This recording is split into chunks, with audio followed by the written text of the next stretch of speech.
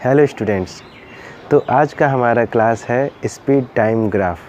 आज हम speed time graph के बारे में अच्छे से जानेंगे, किस तरह से स्पीड के अलग अलग केसेस में हम किस तरह का ग्राफ ड्रॉ करते हैं। तो ध्यान रखिए, स्पीड टाइम ग्राफ के लिए 3 डिफरेंट केसेस होते हैं। आइए सबसे पहले हम इन 3 केसेस के बारे में पढ़ते हैं। सबसे फर्स्ट केस होता है when the speed of body is constant. जब बॉडी का स्पीड कांस्टेंट है, मतलब फिक्स है, जब बॉडी के स्पीड में कोई चेंज ना आ रहा हो, तब हम वैसे में क्या करते हैं, स्पीड टाइम ग्राफ ड्रॉ करते हैं। Second case, when the speed of body increases at a uniform rate. अगर बॉडी का स्पीड एक यूनिफॉर्म रेट से बढ़ते चले जाता है, तो ऐसे में उसके लिए एक अलग स्पीड टाइम ग्राफ बनता है। और इसी तरह थर्ड केस है when the speed of body is non uniform, मतलब बॉडी का स्पीड जब नॉन यूनिफॉर्म होता है, मतलब कभी घटता है कभी बढ़ता है, तो उस केस में हम एक अलग स्पीड टाइम ग्राफ ड्रॉ करेंगे। तो सबसे पहले हम फर्स्ट केस को यहाँ पर आज बनाएंगे, when the speed of body is constant. तो बॉडी का जब स्पीड कांस्टेंट होता है, फिक्स होता है, तो उस केस में स्पीड टाइम ग्राफ किस तरह का ड्रॉ करते हैं, आइए हम इसे जानते हैं। तो सबसे पहले स्टूडेंट्स हम अपना 2 एक्सिस लेंगे। ये हमारा एक्स एक्सिस और ये हमारा वाई एक्सिस। इस पर्टिकुलर पॉइंट को हम ओरिजिन कहते हैं, इसलिए हमने इसे ओ से डिनोट किया। मान लीजिए यहाँ हमेशा हम टाइम एक्सिस लिखते हैं, मान लीजिए यह सेकेंड्स में है, और वाई एक्सिस को हमें हमेशा स्पीड से डिनोट करते हैं, मान लीजिए यह मीटर पर सेकेंड में। ओके, तो अब क्योंकि आपका स्पीड टाइम ग्राफ के लिए हर एक टाइम पे, मतलब हर एक सेकेंड्स पर आपका स्पीड बॉडी के लिए कांस्टेंट है, तो इसका मतलब यह हुआ कि किसी भी टाइम इंटरवल को अगर हम ले लेते हैं, हर एक स्थिति में बॉडी का स्पीड सेम रहता है। इसलिए ऐसे में अगर कोई भी हम एक पर्टिकुलर पॉइंट मान लेते हैं इस वाई एक्सिस पर, तो हम क्या देखते हैं कि हर एक टाइम इंटरवल्स पर, मान लीजिए यह हमारा कुछ टाइम इंटरवल्स है 1 2 3 4, ये 4 सेकेंड्स है। ओके, जो हम टाइम के एक्सिस पे रिप्रेजेंट किए हैं, और हर एक सेकेंड पर हम क्या देख रहे हैं कि बॉडी का स्पीड कांस्टेंट है। मान लीजिए कि बॉडी का जो आपका कांस्टेंट स्पीड है, बॉडी का जो कांस्टेंट स्पीड है वह है 4 मीटर पर सेकेंड। कितना है? 4 मीटर पर सेकेंड। तो अगर हम इस वाई एक्सिस पे नंबर्स को रिप्रेजेंट कर देते हैं 1 2 3 4, तो हम देखते हैं फोर्थ पॉइंट आपका यहाँ पर आता है। अब क्योंकि आपका स्पीड कांस्टेंट है, तो पहले सेकंड पर भी आपका स्पीड 4 है, दूसरे सेकंड पर भी स्पीड 4 है, तीसरे सेकंड पर भी स्पीड 4 है, और चौथे सेकंड पर भी स्पीड 4 है। अगर हम ये सारे पॉइंट्स को इस ग्राफ में मिलाते हैं, तो हम क्या देखते हैं कि आपका एक स्ट्रेट लाइन बनता है जो इस टाइम के एक्सिस के साथ पैरेलल है। ओके, तो इस तरह से हम क्या देखते हैं कि कांस्टेंट स्पीड के लिए जो स्पीड टाइम ग्राफ बनता है वो एक स्ट्रेट लाइन होता है। अब अगर हम एक्सीलरेशन का बात करते हैं कि इसके लिए एक्सीलरेशन कितना है, तो ध्यान रखिएगा, क्योंकि यहाँ पर आपका स्पीड में कोई चेंज नहीं हो रहा है। ओके, टाइम के साथ स्पीड में कोई चेंज नहीं हो रहा है, स्पीड फिक्स है। और एक्सीलरेशन के लिए जो फार्मूला होता है वो होता है change in speed divided by time taken.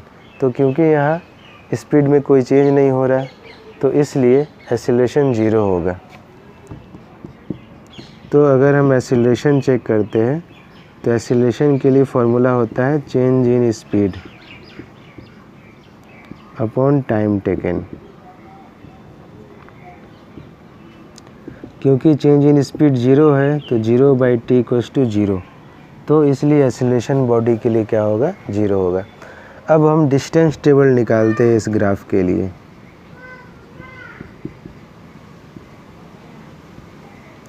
Distance table के लिए सबसे पहले हम फार्मूला लिखते हैं। Distance table equals to speed into time होता है। यहाँ पर हम देख रहे हैं कि आपका टाइम आपका टोटल 4 सेकेंड्स है। तो आइए 4 सेकेंड्स में बॉडी के द्वारा टोटल कितना डिस्टेंस ट्रेवल किया गया हम इसे निकालते हैं। तो इसे निकालने के लिए हम क्या करेंगे, यह जो आपका पैरेलल लाइन है, ओके, इस पैरेलल लाइन को 4th सेकेंड पर ये दोनों पर्टिकुलर पॉइंट्स को हम क्या करेंगे, जोड़ देंगे। तो हम कह सकते हैं कि हम क्या किए, 4th सेकेंड पर एक परपेंडिकुलर ड्रॉ कर दिए, ऊपर जो आपका ऊपर के लाइन के साथ क्या हो रहा है, जुड़ रहा है। ओके, तो ये एक परपेंडिकुलर ड्रॉ किए। ओके स्टूडेंट्स, हमने क्या किया, हमने एक परपेंडिकुलर ड्रॉ किया। ओके, इसके बाद देखिए हम इन दोनों पॉइंट्स का नेमिंग कर देंगे। मान लीजिए यह B है, यह C है, और जो आपका ये पर्टिकुलर पॉइंट है ये है A पॉइंट। ओके, अब आप क्या देख रहे हैं, यह पूरा स्ट्रक्चर, यह पर्टिकुलर जो आपका एरिया है, यह एरिया हमें क्या बताता है कि यह एक रेक्टेंगल है। ओके, यह एरिया क्या है, एक रेक्टेंगल है। अब अगर हम टोटल 4 सेकेंड्स में बॉडी के द्वारा कितना डिस्टेंस ट्रेवल किया गया इसे निकालना चाहते हैं, तो हम फार्मूला पे वैल्यूज़ को पुट करेंगे। सबसे पहले बात आता है स्पीड का।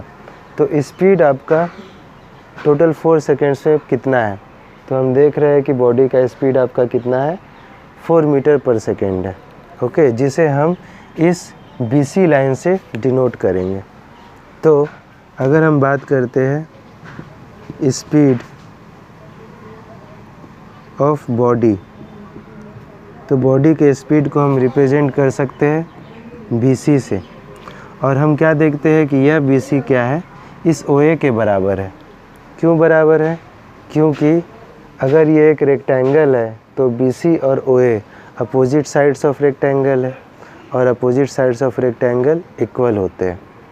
तो हम कह सकते हैं कि BC बराबर है OA के, और OA बराबर है 4 मीटर पर सेकेंड के। ओके, इसी तरह हम बॉडी के लिए टाइम निकालते हैं। सो टाइम टेकन कितना है, हम देखते हैं कि टाइम टेकन को हम इस OC से रिप्रेजेंट कर सकते हैं, जहाँ पर OC बराबर है 4 सेकेंड्स। बस अब हमें केवल क्या करना है, ये दोनों वैल्यूज़ को इस डिस्टेंस टेबल के इक्वेशन में पुट कर देना है। तो अब हमारा जो डिस्टेंस ट्रेवल्ड होगा वह कितना होगा, स्पीड इनटू टाइम, स्पीड कितना है OA इंटू OC, और इधर हम देख रहे हैं OA 4 है और OC 4 है, सो टोटल 16 मीटर। तो इस तरह से बॉडी के द्वारा डिस्टेंस ट्रेवल्ड हो गया 16 मीटर।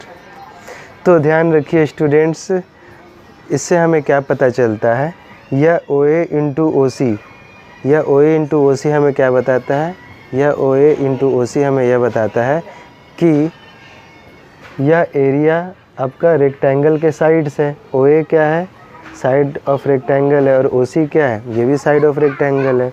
अगर OA ब्रेड्थ है तो OC लेंथ है। तो इस तरह से एरिया ऑफ रेक्टेंगल मतलब लेंथ इनटू ब्रेड्थ हमें क्या बताता है, हमें डिस्टेंस ट्रेवल्ड का फॉर्मूला बताता है। तो हम डिस्टेंस ट्रेवल्ड के लिए और क्या लिख सकते हैं,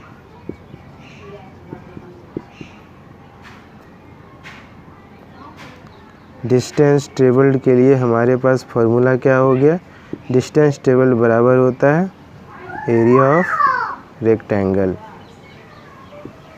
ओके स्टूडेंट्स, डिस्टेंस ट्रेवल्ड किसके बराबर होता है, एरिया ऑफ रेक्टेंगल। और इस तरह से हम स्पीड टाइम ग्राफ निकाल सकते हैं एक कांस्टेंट स्पीड के लिए। ओके।